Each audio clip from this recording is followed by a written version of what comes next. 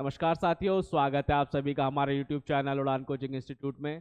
साथियों, कैसे हैं आप सभी? हमारी कामना है कि आप बहुत ही स्वस्थ होंगे, अच्छे होंगे और तैयारी भी आपकी बहुत अच्छे से चल रही होगी। तो चलिए, आज आपके लिए हम लेकर आए अपना हिस्ट्री का नेक्स्ट टॉपिक। हम हिस्ट्री पढ़ रहे हैं। अभी हमारी जो हिस्ट्री चल रही है वो कौन सी चल रही है? एंशिएंट हिस्ट्री चल रही है, प्राचीन इतिहास चल रहा है, जिसमें हम जैन धर्म तक अब तक पढ़ चुके हैं। और जैन धर्म के आगे जो हमारा टॉपिक आता है वो कौन सा आता है? बौद्ध धर्म आता है।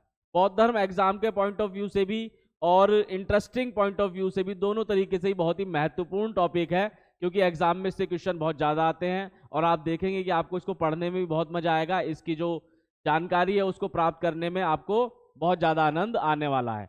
तो चलिए शुरू करते हैं। सबसे पहले हम देखते हैं बौद्ध धर्म में हम क्या क्या चीज़ पढ़ने वाले हैं। तो बौद्ध धर्म में बच्चों हम दो चीज़ें पढ़ेंगे। एक तो गौतम बुद्ध जो थे उनका जीवन परिचय पढ़ेंगे, उनके जीवन परिचय के बारे में चीज़ें पढ़ेंगे। और क्या पढ़ेंगे? उनकी शिक्षाओं के और अनुभवों के बारे में हम इसमें पढ़ेंगे। तो चलिए शुरू करते हैं। सबसे पहले, संस्थापक कौन थे बौद्ध धर्म के? सभी बच्चे जानते होंगे मेरे ख्याल से कि जो हमारा बौद्ध धर्म है इसके संस्थापक कौन थे। तो बौद्ध धर्म के जो हमारे संस्थापक थे, मेरे साथ बताइए सभी बच्चे, कौन थे? बौद्ध धर्म के संस्थापक थे हमारे गौतम बुद्ध। बौद्ध धर्म के संस्थापक कौन थे? गौतम बुद्ध थे।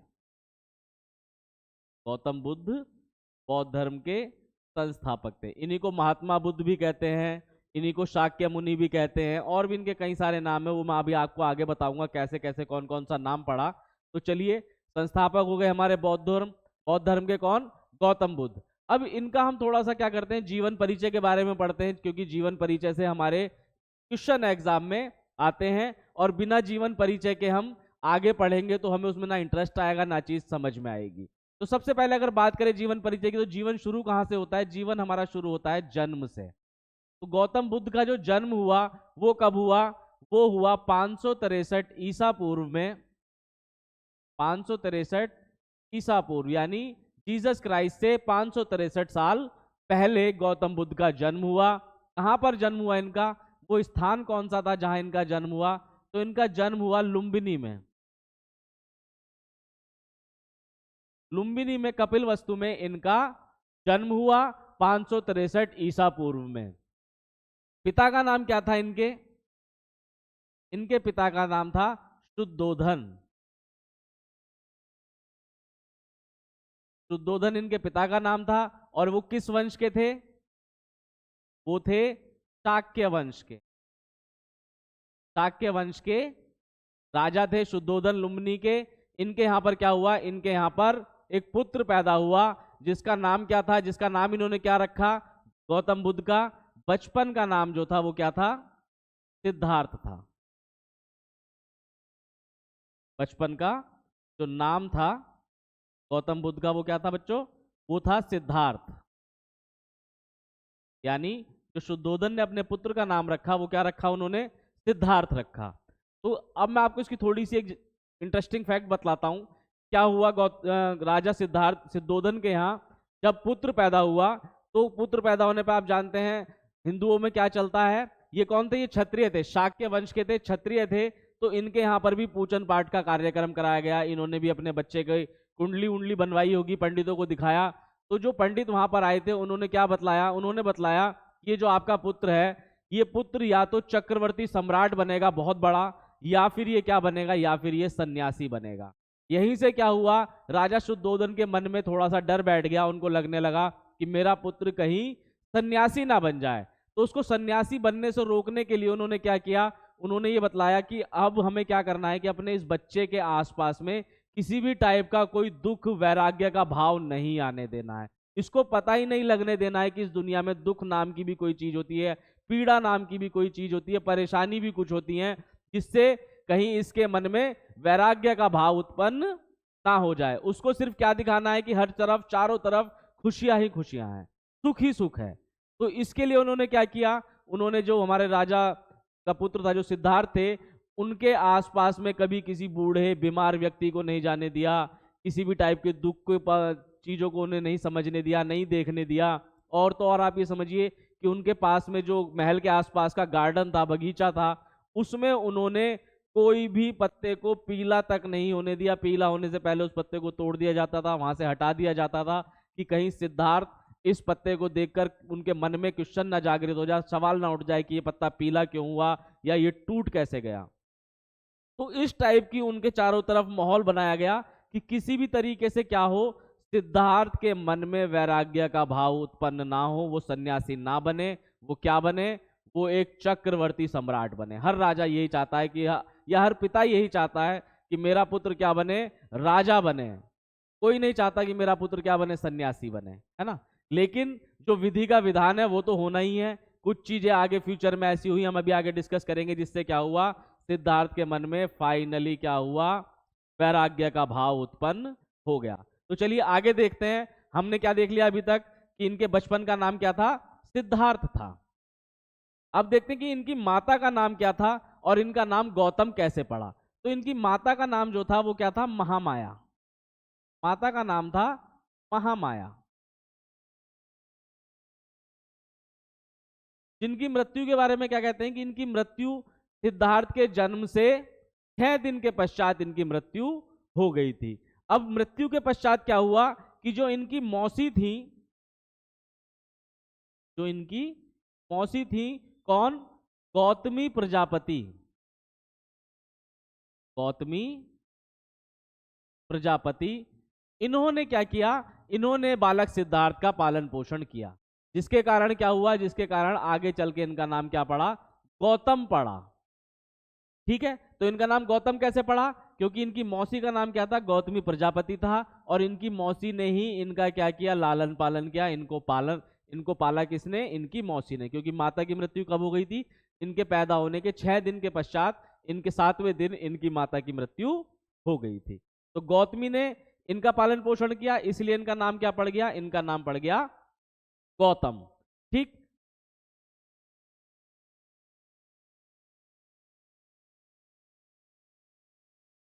चलिए अब हम आगे देखते हैं। आगे इनका फिर क्या हुआ, जब ये जवान हुए तो इनका विवाह भी हुआ, और इनकी पत्नी का नाम क्या था, इनकी पत्नी का नाम था यशोधरा। यशोधरा इनकी पत्नी का नाम था, और इनके एक पुत्र भी हुआ, जिसका नाम क्या था, पुत्र का नाम था राहुल। ठीक, तो यहां तक क्या था, यहां तक इन्होंने सिर्फ सुख देखा था, अपने महल में रहे, महल से बाहर कभी नहीं गए, और कभी अगर महल से बाहर थोड़ा बहुत गए भी तो सिर्फ आसपास में, और वहां पर भी पूरी व्यवस्था और इंतजाम के साथ गए।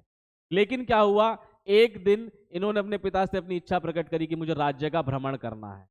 और राज्य का भ्रमण करने में क्या हुआ, सारी व्यवस्थाएं करी गई कि कोई भी निगेटिव चीज सिद्धार्थ की नजरों के सामने ना आए। लेकिन सारी तैयारियों के बावजूद भी क्या हुआ, इन्होंने कुछ चीजें ऐसी देख ली जिनकी वजह से इनका मन क्या हो गया, व्याकुल हो गया, और उसकी वजह से इन्होंने गृह त्याग कर दिया। तो इन्होंने जो अपनी उस राज्य की यात्रा के टाइम 4 चीजें ऐसी देखी।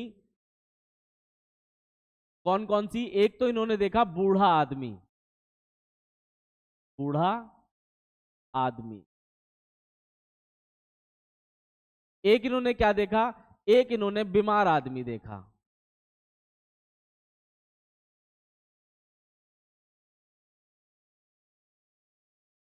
एक इन्होंने क्या देखा, एक इन्होंने देखी जो एक तरह से अर्थी कहते हैं जिसको, यानी मृत व्यक्ति की अर्थी देखी इन्होंने। एक मृत व्यक्ति देखा, और क्या देखा, और देखा एक सन्यासी व्यक्ति।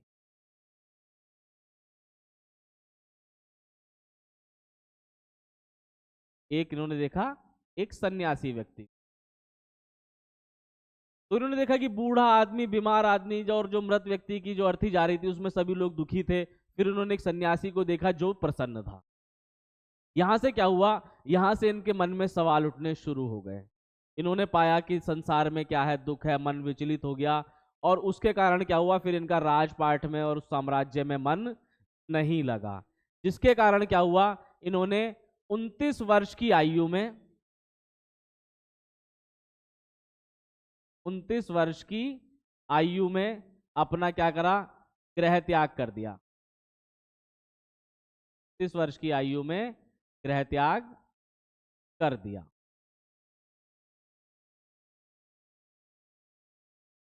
और गृह त्याग करने के बाद क्या हुआ कि ये जो है 7 वर्षों तक अलग अलग स्थानों पर भटकते रहे, ध्यान करते रहे, लोगों से मिलते रहे, शिक्षा लेते रहे, जिसके बाद 7 वर्षों के पश्चात इनको ज्ञान की प्राप्ति हुई, और उस ज्ञान की प्राप्ति के बाद ये क्या कहलाए?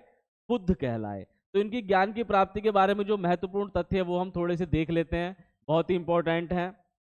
तो पहला वो क्या हुआ, मैंने आपको बताया क्या कि 7 वर्षों तक भटकने के बाद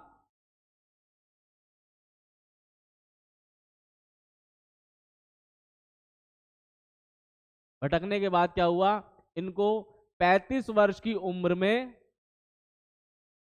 ज्ञान की प्राप्ति हुई। अब इनकी ज्ञान की प्राप्ति के बारे में क्या है, एक तो इनको कहां पर की ज्ञान प्राप्त कहां पर हुआ, गौतम बुद्ध के जीवन में या किसी भी महापुरुष के जीवन में ये बहुत इंपॉर्टेंट रहता है कि उनको ज्ञान की प्राप्ति कहां पर हुई और कब हुई।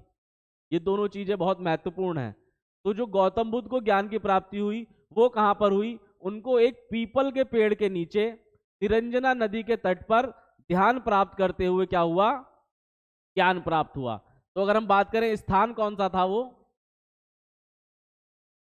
स्थान कौन सा था, पेड़ कौन सा था, और कौन सी नदी का तट था, और तिथि क्या थी, ये चीजें इनके ज्ञान के बारे में जानना आवश्यक है।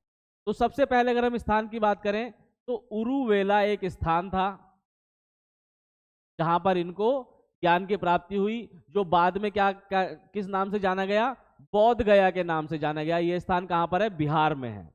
कौन सा पेड़ था, पीपल का पेड़ था। पीपल के पेड़ के नीचे इनको ज्ञान की प्राप्ति हुई। नदी कौन सी थी, निरंजना नदी थी। निरंजना नदी के तट पर पीपल के पेड़ के नीचे बौद्ध गया में, जिसका नाम क्या था, उरुवेला, बिहार में एक जगह है, इनको ज्ञान की प्राप्ति हुई। कौन सी तिथि थी, देखिए तिथि के बारे में गौतम बुद्ध की एक बहुत ही यूनिक बात है कि इनका जन्म, इनको ज्ञान की प्राप्ति और इनकी जो मृत्यु हुई थी, तीनों की तीनों एक ही तिथि पर हुई थी। कौन सी तिथि पर, गुरु पूर्णिमा, जिसको हम कहते हैं, आप गुरु पूर्णिमा कहते हैं। तो पूर्णिमा तिथि पर इनकी जन्म भी इनका तभी हुआ था, ज्ञान की प्राप्ति भी इनको तभी हुई थी, और इनकी मृत्यु भी तभी हुई थी। ठीक है, तो वो तिथि कौन सी थी, पूर्णिमा तिथि पर, जिसको अब क्या कहते हैं, गुरु पूर्णिमा कहते हैं। इन्हीं के कारण उसको क्या कहते हैं, गुरु पूर्णिमा कहते हैं। यहां तक चीज समझ में आ गई होगी मेरे ख्याल से। अब अगर हम बात करें कि भाई इनको यहां पर ज्ञान प्राप्त हो गया, ज्ञान प्राप्त होने के बाद क्या हुआ, इन्होंने अपना प्रथम उपदेश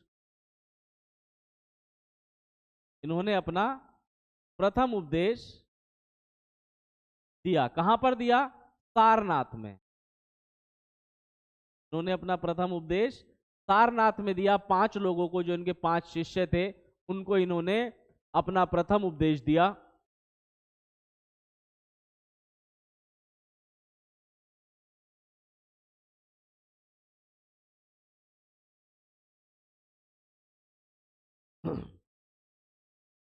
तो प्रथम उपदेश कहां पर दिया इन्होंने, सारनाथ में, जो कहां पर है, वाराणसी के पास है।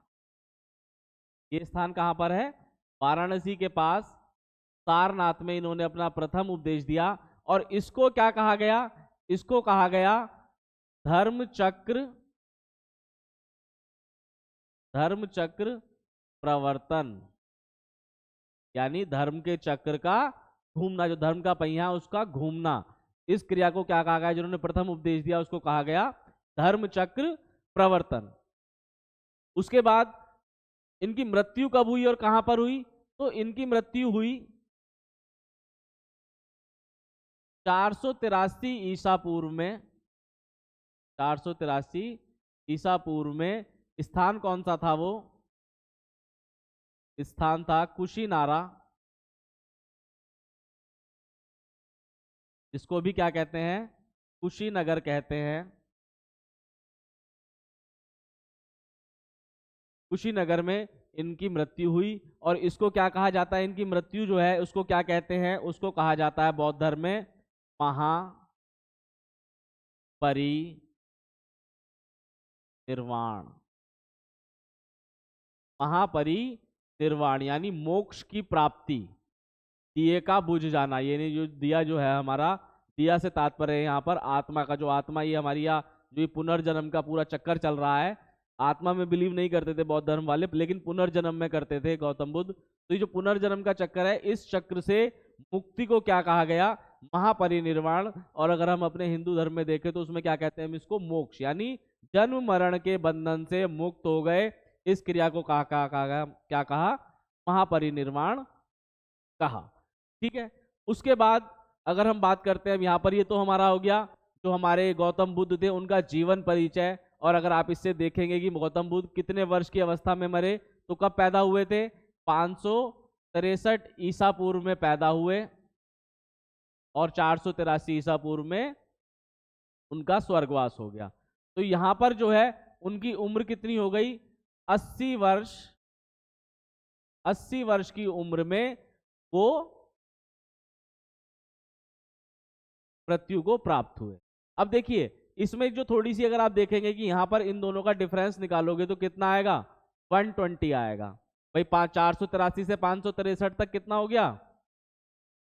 483 से 563 तक 80 वर्ष की उम्र हो गई। लेकिन अगर आप इसका उल्टा देखो कि भाई 583 पहला आया होगा या 483, तो हम किस तरफ से बढ़ रहे हैं? हम 563 से 563 से 483 की तरफ बढ़ रहे हैं, है ना। तो इसमें क्या होता है? इसमें घटते क्रम में चलता है जब हम ईसा पूर्व से पहले की बात कर रहे होते हैं। तो 80 वर्ष की अवस्था में क्या हुआ? इनको मृत्यु प्राप्त हुई, जिसको क्या कहा गया? महापरिनिर्वाण कहा गया। और किस जगह पर हुई? कुशीनारा, कुशीनगर, बिहार में इनकी मृत्यु हुई। अब बात करते हैं इनकी, ये तो हो गया इनका जीवन परिचय। अब इनकी शिक्षाओं के और अनुभवों के बारे में बात करेंगे, बहुत ही इंपॉर्टेंट है। ये सब आपने मेरे ख्याल से नोट कर लिया होगा, जिसने नोट नहीं किया वो इसका स्क्रीनशॉट भी ले सकते हैं। तो चलिए अब बात करते हैं गौतम बुद्ध की। उससे पहले मैं आपको एक और चीज बता देता हूं कि जो गौतम बुद्ध थे उनको और किस किस नाम से जाना जाता था। ये भी बहुत महत्वपूर्ण क्वेश्चन है कि उनको और किस किस नाम से हम जानते थे। तो गौतम बुद्ध तो सभी जानते हैं। दूसरा नाम उनका मैंने आपको पहला बतलाया, क्या था? सिद्धार्थ था, बचपन का नाम। एक नाम हो गया गौतम बुद्ध, सिद्धार्थ। और क्या था? उनको शाक्य मुनि भी कहते थे।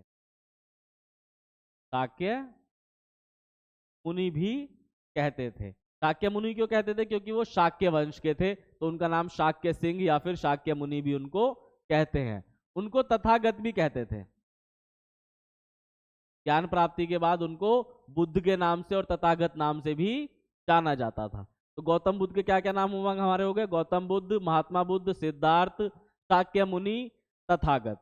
अब बात करते हैं इनकी शिक्षाओं के बारे में कि गौतम बुद्ध की जो शिक्षाएं हैं या फिर जो बौद्ध धर्म की शिक्षाएं हैं। बौद्ध धर्म हमारा है क्या? बौद्ध धर्म है हमारा गौतम बुद्ध की शिक्षाओं का और जो अनुभवों का संकलन है या जो उस पर डिपेंडेंट है, वही क्या है? हमारा बौद्ध धर्म है। तो बौद्ध धर्म की शिक्षाएं देखते हैं, बहुत इंपॉर्टेंट है, बढ़िया है, यहां से एग्जाम में क्वेश्चन आता है। तो बौद्ध धर्म की शिक्षाएं देखते हैं। सबसे पहले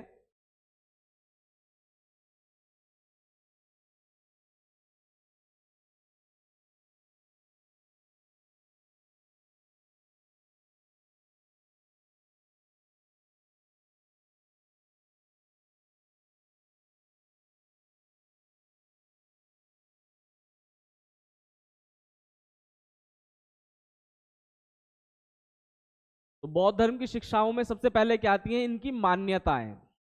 इस बौद्ध धर्म में हमारी क्या क्या मान्यताएं महत्वपूर्ण हैं? तो मान्यताएं क्या क्या हैं? सबसे पहले अगर हम बात करें कि ये ईश्वर में विश्वास नहीं करते थे। जो हमारे गौतम बुद्ध थे वो ईश्वर में विश्वास नहीं करते थे।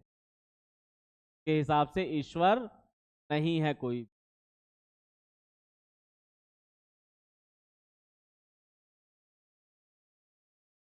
दूसरा, आत्मा में भी विश्वास नहीं रखते।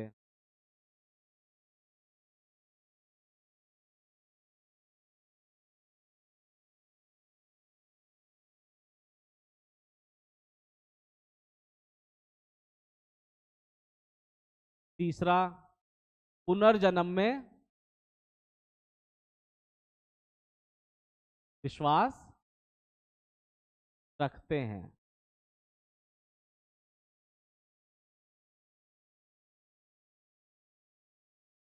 ठीक, ईश्वर में विश्वास नहीं रखते, आत्मा में नहीं रखते, लेकिन पुनर्जन्म में विश्वास रखते थे। उसके बाद और क्या था इनका? मूर्ति पूजा।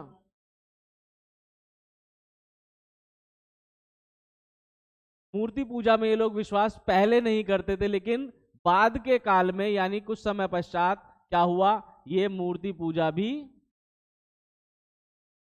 करने लगे।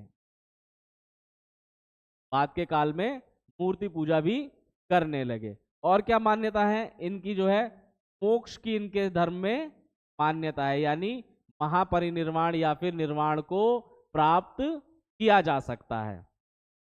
और क्या मान्यता थी जो हमारी उस समय चल रही थी? क्या? वर्ण व्यवस्था।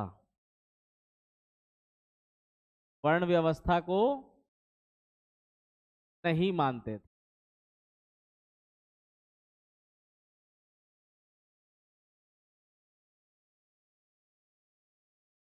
ठीक है, तो ये हो गई हमारी क्या? बौद्ध धर्म की मान्यताएं। इसके अलावा शिक्षाओं से पहले एक और चीज थोड़ी सी मैं आपको बतला देता हूं जो बहुत इंपॉर्टेंट है। क्या है? प्रतीक चिन्ह। प्रतीक चिन्ह बौद्ध धर्म में क्या है कि जो हमारे गौतम बुद्ध थे, उनके जीवन से लेकर, पैदा होने से लेकर मृत्यु तक की जितनी भी घटनाएं हुई, उन घटनाओं को कुछ चिन्हों से क्या करते हैं? कुछ चिन्ह उनको दिए गए हैं, कुछ चिन्हों से उनको बतलाया जाता है कि इस घटना का चिन्ह ये है। तो सबसे पहले अगर हम बात करें कि उनका जो सबसे पहला क्या था? जन्म। यहां पर मैं लिख देता हूं क्या? घटना।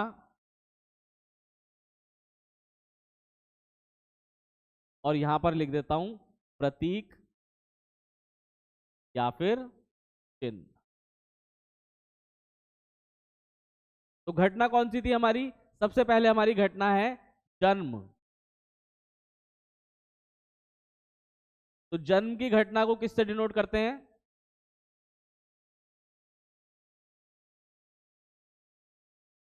जन्म की घटना को किससे डिनोट करते हैं? कमल व कांड। जन्म के प्रतीक चिन्ह क्या है हमारे?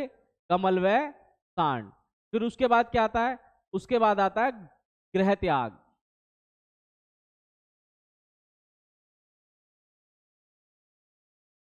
गृह त्याग का क्या चिन्ह है? घोड़ा।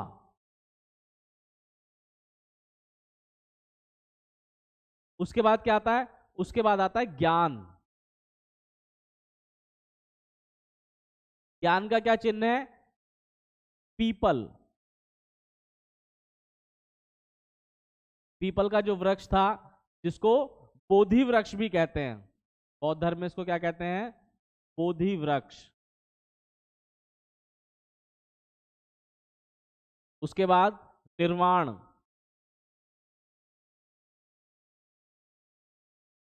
निर्वाण का क्या चिन्ह है हमारा? निर्वाण का चिन्ह है पद चिन्ह।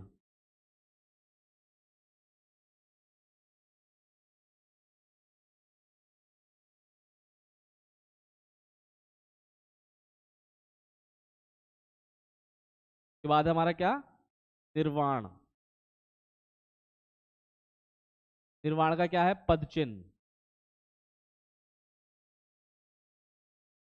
और मृत्यु। मृत्यु का क्या है? स्तूप। ये हमारे कुछ महत्वपूर्ण घटनाएं और उनके प्रतीक चिन्ह हैं। इनको आप नोट कर लीजिए, एग्जाम में क्वेश्चन यहां से बनता ही बनता है लगभग, कि जो प्रतीक चिन्ह है उनके बारे में आपको दे दिया जाएगा और उसके घटना के बारे में आपको बतला दिया जाएगा और उसके प्रतीक चिन्हों के बारे में आपसे पूछ लिया जाएगा। ठीक, यहां तक इनका जीवन परिचय ही था। अब देखिए, अब मैं आपको बतलाता हूं क्या? गौतम बुद्ध की शिक्षाएं। तो गौतम बुद्ध ने जो शिक्षाएं दी उसमें सबसे महत्वपूर्ण क्या है? जो उन्होंने 4 आर्य सत्य बताए। उसके बाद जो अष्टांगिक मार्ग दिया वो, और उसके अलावा भी कुछ महत्वपूर्ण शिक्षाएं उन्होंने दी। तो सबसे पहले हम बात करेंगे क्या गौतम बुद्ध की शिक्षाओं में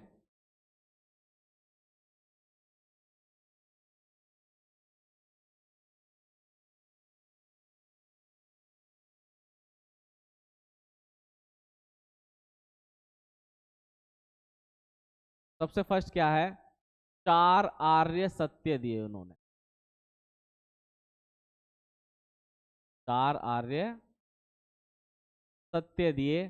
कौन कौन से? सबसे पहला दिया उन्होंने क्या का था, दुख।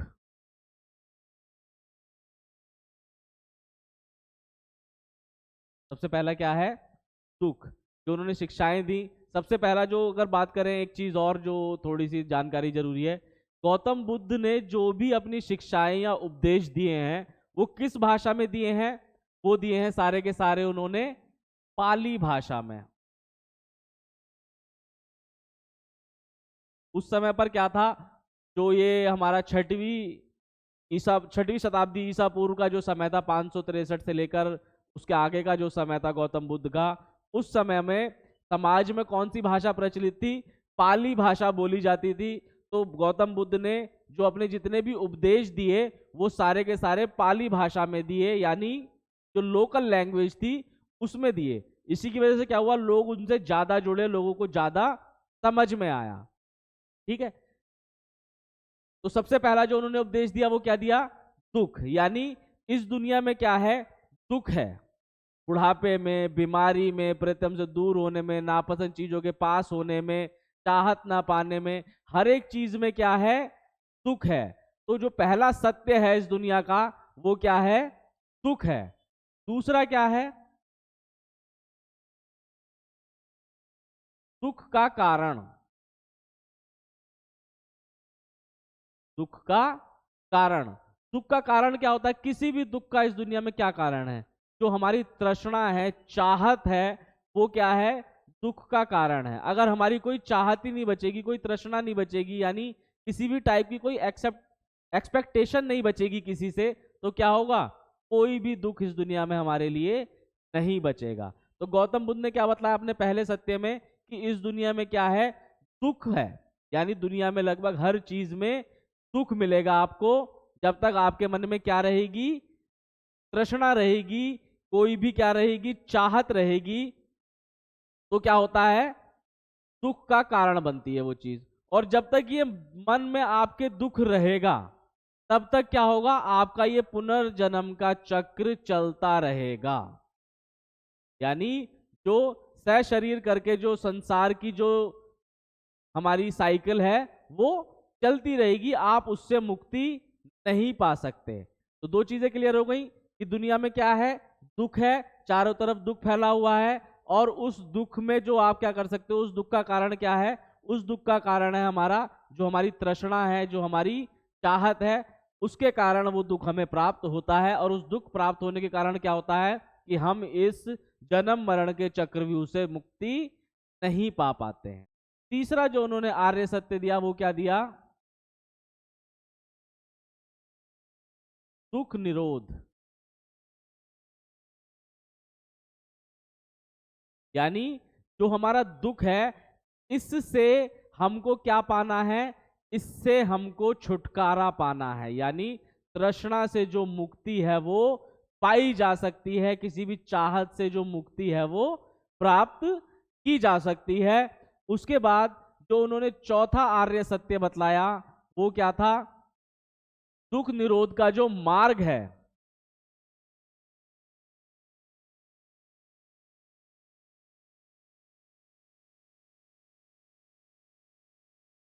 दुख निरोध का मार्ग उन्होंने अपने चौथे आर्य सत्य में बतलाया। तो ठीक है, अब देखिए दुख निरोध मैंने आपको बतलाया कि तृष्णा जो है, हमारी जो चाहत है, किसी टाइप की जो एक्सपेक्टेशन है, वो जब हमारे मन से खत्म हो जाएगी उसको हम क्या बोलेंगे, दुख निरोध बोलेंगे। और उसके बाद क्या होगा, हम मोक्ष को प्राप्त होंगे। अब इस दुख निरोध को हम कैसे प्राप्त कर सकते हैं, उसके लिए उन्होंने चौथा आर्य सत्य दिया, क्या, दुख निरोध का मार्ग बतलाया उन्होंने। और उस दुख निरोध के मार्ग को हम क्या कहते हैं, जो हमारा अष्टांगिक मार्ग है, उसको हमने गौतम बुद्ध ने क्या बतलाया कि भाई ये हमारा दुख को यानी दुख निरोध को यानी दुख को खत्म करने का मार्ग हमारा क्या है, अष्टांगिक मार्ग उन्होंने बतलाया। जो उनकी क्या है अगली शिक्षा है, क्या, अष्टांगिक मार्ग।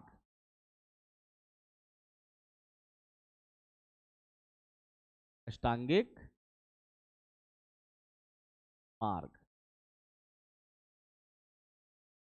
अष्टांगिक मार्ग में क्या दिया उन्होंने, आपको नाम से भी समझ में आ रहा होगा, 8 चीजों के बारे में उन्होंने बतलाया कि भाई आप इन 8 चीजों का पालन करके, इन 8 चीजों के मार्ग पे चल के क्या कर सकते हैं, अपना दुख का निवारण कर सकते हैं, दुख को अपनी जिंदगी जीवन से खत्म कर सकते हैं। यानी दुख मतलब तृष्णा को, जो है ये हमारी तृष्णा है, इसको इस अष्टांगिक मार्ग से क्या किया जा सकता है, समाप्त किया जा सकता है। तो यहां तक आपको सीक्वेंस समझ में आ रहा है कि जो गौतम बुद्ध थे उन्होंने सन्यास लिया ही क्यों था, संसार में दुख देखकर उन्होंने सन्यास लिया, और उस सन्यास के बाद क्या हुआ, वो जगह जगह भटके, जगह जगह लोगों से मिले, और उसके बाद उन्होंने ध्यान और तपस्या के माध्यम से क्या किया, ज्ञान की प्राप्ति की। और उस ज्ञान की प्राप्ति के बाद उन्होंने सबसे पहला जो स्टेप उठाया वो क्या, कि दुख को कैसे खत्म किया जाए, दुख को कैसे खत्म किया जाए, उसके लिए उन्होंने अष्टांगिक मार्ग दिया, जिसमें सबसे पहली क्या चीज थी, सम्यक दृष्टि। सम्यक दृष्टि। सम्यक दृष्टि क्या है, सम्यक दृष्टि है हमारी वस्तुओं को यथार्थ स्वरूप में जानने की जो दृष्टि है, उसको क्या कहते हैं, सम्यक दृष्टि कहते हैं। यानी किसी भी चीज को सही से पहचानने के लिए जिस दृष्टि की जरूरत है वो है सम्यक दृष्टि। तो जो हमको पहली चीज अपनानी है वो क्या होनी चाहिए, हमारे पास सम्यक दृष्टि होनी चाहिए, यानी हर एक चीज को हम सही से पहचान सकें। उसके बाद दूसरा उन्होंने क्या मार्ग बतलाया, सम्यक संकल्प।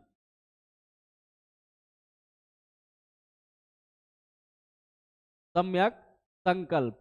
सम्यक संकल्प, संकल्प क्या है कि जो भी हमारे अंदर द्वेष की भावना है, हिंसा की भावना है, आसक्ति की भावना है, उनसे क्या होना है, हमें उनसे हमें मुक्त रहने का जो विचार हमारे मन में आएगा वही क्या होगा, सम्यक संकल्प होगा। यानी द्वेष से, हिंसा से, आसक्ति से हमको दूर रहने का संकल्प लेना है, उसको उन्होंने क्या कहा, सम्यक संकल्प कहा। तीसरा जो हमारा मार्ग है वो कौन सा है, सम्यक वाक। सम्यक वाक यानी जो हमारी वाणी है, जो हमारा बोलना है, ये कैसा होना चाहिए, मधुर होना चाहिए। हम लोगों को ऐसा नहीं कि उल्टा सीधा बोले, हमें कैसा बोलना है, अच्छा बोलना है और मधुर बोलना है। उसके बाद जो हमारा चौथा अष्टांगिक मार्ग है वो कौन सा है, सम्यक कर्मात। सम्यक कर्मात, इसका आशय क्या है, इसमें जो हमारे बुरे कर्म हैं उनका हमें परित्याग करना पड़ेगा। बुरे कर्म सभी जानते हैं कि बुरे कर्म क्या होते हैं, बुरे कर्मों का हमको क्या करना है, परित्याग करना है। उसके बाद अगला मार्ग सम्यक आजीव। सम्यक आजीव यानी जो हमारी जीविका है, जो हमारा जीवन यापन है, ये कैसा होना चाहिए, ये बहुत ही सदाचार से भरा हुआ होना चाहिए, साधारण होना चाहिए, इसमें कोई भी छल कपट नहीं होना चाहिए। फिर हमारा जो अगला मार्ग है वो क्या है, सम्यक व्यायाम। सम्यक व्यायाम। सम्यक व्यायाम का क्या है, हमारा जो अकुशल धर्म है उनका हमें क्या करना है, त्याग करना है, और कुशल धर्मों का ही हमको क्या करना है, अनुसरण करना है। उसको क्या कहा गया, सम्यक व्यायाम कहा गया। फिर आता है क्या अगला,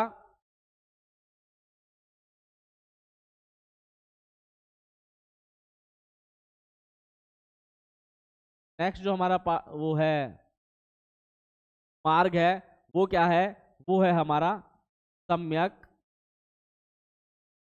स्मृति।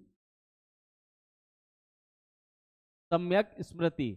सम्यक स्मृति क्या चीज हुई कि जो हमारा वस्तुओं के प्रति वास्तविक स्वरूप जो है हमारा, उसको देखने में या उसके संबंध में हमें क्या रहना चाहिए, सदैव जागरूक रहना चाहिए। किसी भी वस्तु का जो वास्तविक रूप है उसको हमें देखने के लिए हमेशा कैसा रहना चाहिए, जागरूक रहना चाहिए हमेशा। ऐसा नहीं कि आप जो है एक तरीके से कहा जाए कि भाई किसी भी चीज पे भरोसा कर लें, है ना। जो आपकी स्मृति है, जो आपका विवेक है, वो कैसा होना चाहिए, हमेशा हर एक वस्तु को लेके, हर एक चीज को लेके जागरूक रवैया आपका होना चाहिए। और जो 8वां उन्होंने अपना मार्ग बतलाया वो कौन सा था, सम्यक समाधि। सम्यक समाधि। सम्यक समाधि क्या है, चित्त की जो है हमारी समुचित एकाग्रता ही सम्यक समाधि है। जो हमारा चित्त है, जो हमारा मन है, जब इस पे आपका कंट्रोल हो जाएगा, आप इसमें एकाग्रता को प्राप्त कर लेंगे, तो उसी को उन्होंने क्या कहा है, सम्यक समाधि कहा है। तो इन 8 मार्गों पर चलते हुए, इन 8 मार्गों पर चलते हुए मनुष्य क्या कर सकता है, मनुष्य मोक्ष को प्राप्त कर सकता है, दुख निवारण का, दुख निरोध का मार्ग अपना सकता। ठीक है, सम्यक दृष्टि, सम्यक संकल्प, सम्यक वाक, सम्यक कर्मात, सम्यक आजीव, सम्यक व्यायाम, सम्यक स्मृति, सम्यक समाधि। यानी हर एक चीज को हमें क्या है, सम्यक दृष्टि से देखना है। उसके बाद संकल्प अपने मन में दृढ़ रखना है, जो बोलना है वो कैसा होना चाहिए, हमारा मधुर होना चाहिए। कर्म कैसे होने चाहिए, अच्छे होने चाहिए। आजीव कैसी होनी चाहिए, जीवन हमारा साधारण और बढ़िया होना चाहिए। व्यायाम जो हमारे कर्म है, धर्म का, कौन से धर्म का हमको पालन करना है, हमको अच्छे धर्मों का पालन करना है और बुरे धर्मों का पालन नहीं करना। स्मृति, हर एक चीज को देखने के लिए सही से उसको हमें समझना है, जब सही से समझेंगे तभी समझ में आएगी। और फिर फाइनली क्या है, समाधि। तो ये 8 हमारे क्या हो गए, ये 8 हमारे क्या है, अष्टांगिक मार्ग है। ये 8 हमारे अष्टांगिक मार्ग है। इसके अलावा गौतम बुद्ध ने पंचशील और दिए। इसके अलावा जो उन्होंने एक और चीज बतलाई वो क्या थी, पंचशील।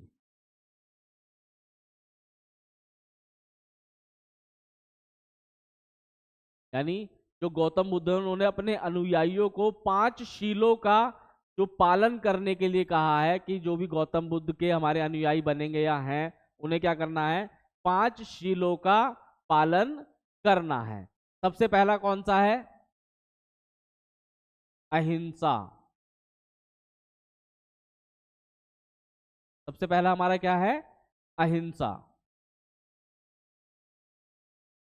दूसरा क्या है हमारा, अस्तेय।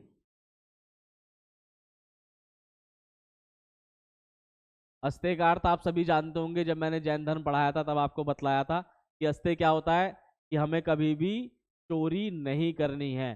अहिंसा क्या होता है कि हमको कोई किसी भी जीव पर किसी भी तरह का कोई उसको हानि नहीं पहुंचानी, हिंसा नहीं करनी। इसके अलावा जो हमारा नेक्स्ट है वो क्या है, अपरिग्रह। फिर चौथा सत्य। चौथा क्या है, सत्य। सदैव सत्य बोलना है। अपरिग्रह मतलब हमको किसी भी चीज को अपने पास संचय करके उसका नहीं रखना। यानी कोई भी जो वस्तु है उसका संचय करके हमें नहीं रखना है अपने पास। और 5वां क्या है, सभी प्रकार के जितने भी क्या है, नशे हैं, सभी नशों से दूर रहना है, सभी नशों से विरत रहना है। नशों का कोई भी सेवन नशीले पदार्थ का नहीं करना है। ये उन्होंने 5 शील दिए। किन के लिए दिए ये दिए उन्होंने अपने अनुयायियों के लिए। तो अनुयायी थे उनके लिए उन्होंने ये 5 शील दिए। ये महत्वपूर्ण है एग्जाम की दृष्टि से। इसके अलावा अगर हम बात करें उन्होंने टोटल शील दिए कितने थे, जो टोटल शीलों की संख्या थी वो थी 10।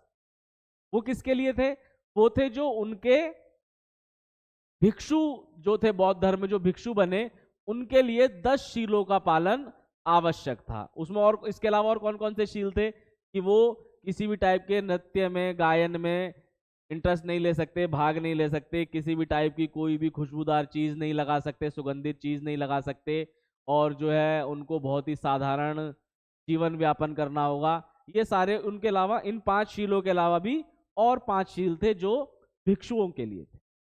ठीक है, लेकिन हमें ये पंचशील याद रखने हैं क्योंकि यही सबसे ज्यादा महत्वपूर्ण है और यही एग्जाम में आते हैं कि भाई पंचशील कौन कौन से थे। उसके बाद हम बात करते हैं अपना क्या, कि जो हमारा बौद्ध धर्म है, ये भी हमने क्या देख लिया, हमने थोड़ा सा जीवन परिचय देख लिया और जो गौतम बुद्ध की महत्वपूर्ण शिक्षाएं थी वो देख ली। अब हम देखते हैं नेक्स्ट टॉपिक हमारा क्या पढ़ेंगे इसमें हम, कि जो हमारा बौद्ध धर्म का उदय।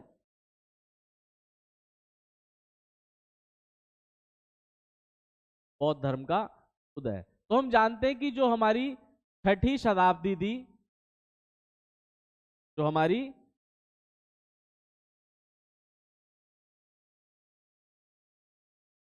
6वीं शताब्दी थी,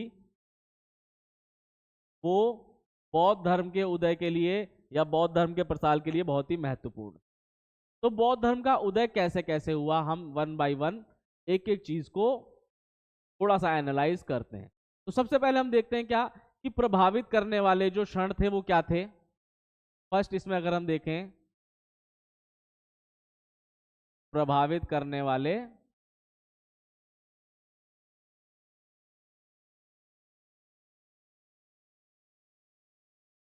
तो देखिए प्रभावित करने वाले क्षण क्या थे, कि जो गौतम बुद्ध थे उन्होंने जो अपने उपदेश दिए, जो भी अपनी बात कही, एक तो वो बहुत ही सरल भाषा में थी, लोगों में समझ में आती थी लोगों को।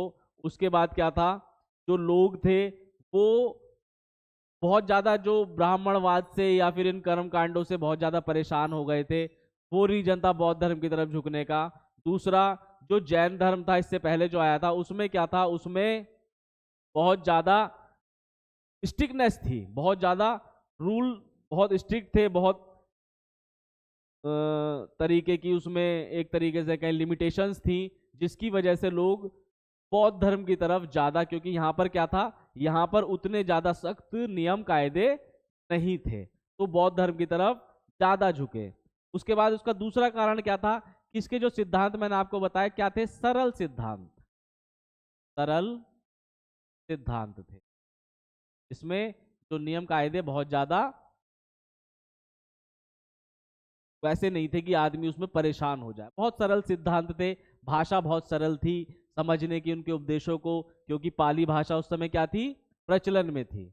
उसके बाद तीसरा क्या है, सरल भाव,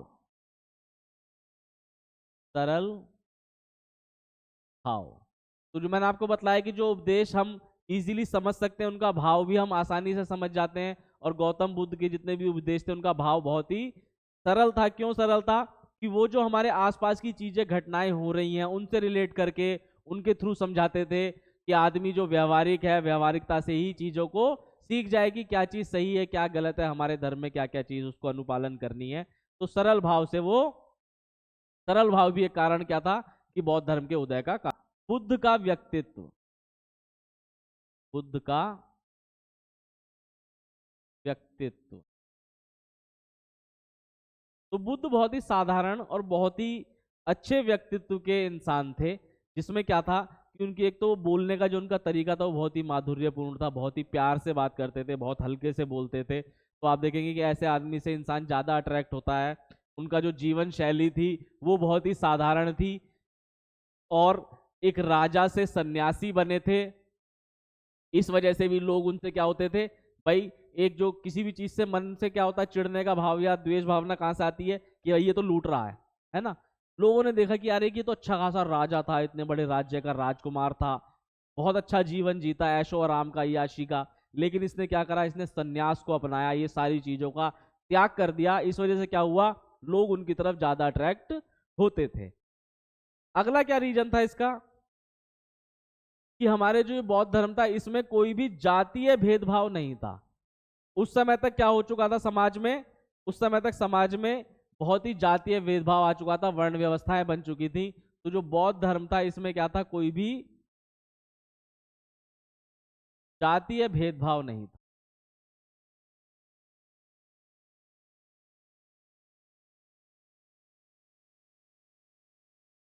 ठीक, कोई वर्ण व्यवस्था नहीं थी, कोई जातीय भेदभाव नहीं था, सभी लोग कैसे थे, समान थे। इसीलिए भी लोग बौद्ध धर्म की तरफ ज्यादा अट्रैक्ट हुए। जो लोग परेशान थे वर्ण व्यवस्था से, जिनका शोषण कई सौ सालों से हो रहा था, जो बहुत ज्यादा परेशान हो चुके थे उस समाज से, उन्होंने क्या किया, उन्होंने बौद्ध धर्म की तरफ अपना रुख किया। उसके अलावा इसके उदय का और कारण क्या था, शाही संरक्षण। शाही संरक्षण, शाही संरक्षण क्यों प्राप्त था भाई, कि जो गौतम बुद्ध थे आप जानते हैं वो क्या थे, एक राजा के पुत्र थे, एक राजकुमार थे। तो उस समय के जो भी राजा थे वो गौतम बुद्ध को या बौद्ध धर्म को संरक्षण प्रदान करते थे। वो उसके प्रचार प्रसार में क्या करते थे, सहायता करते थे। किस वजह से, क्योंकि गौतम बुद्ध एक राजा के पुत्र थे, तो इसीलिए उनको शाही संरक्षण भी प्राप्त था। इसके अलावा विश्वविद्यालयों का